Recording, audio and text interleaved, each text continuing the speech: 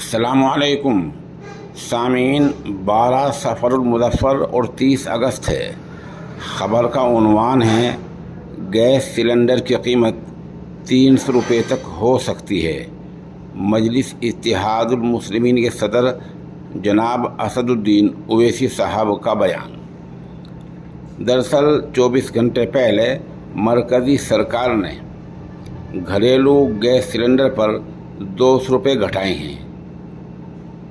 اس کا مطلب یہ ہے کہ ابھی بھی گیس سلنڈر کہیں 900 روپے کا اور کہیں 1000 روپے کا دستیاب ہو جائے گا۔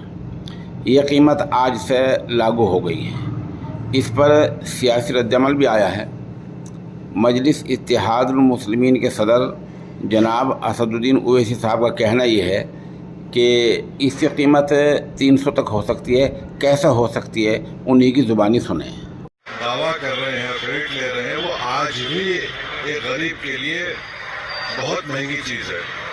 پیٹرول کی قیمت بھی کم نہیں ہو رہی ہے، ڈیزل کی قیمت بھی کم نہیں ہو رہی ہے، اور G20 کے لیے قریب 3,500-4 ہزار کروڑ روپے خرچ کیے جا رہے ہیں۔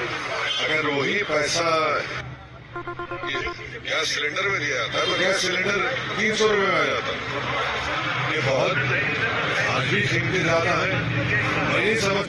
اویسی صاحب کہہ رہے ہیں کہ اگلے مہینے دہلی میں جو G20 سمٹ کا اجلاس ہو رہا ہے اس پر لگ بھگ 3-4 ہزار کروڑ روپے خرچ ہوں گے۔ اویسی صاحب کا کہنا یہ ہے اگر یہی رقم، یہی پیسہ غریبوں کے اس مد میں خرچ ہو جاتا تو گیس سلنڈر کی قیمت یقیناً 300 روپے ہو سکتی تھی۔ اس پوری خبر کے لیے ہم ہردوئی سے حافظ محمد انس کے شکر گزار ہیں۔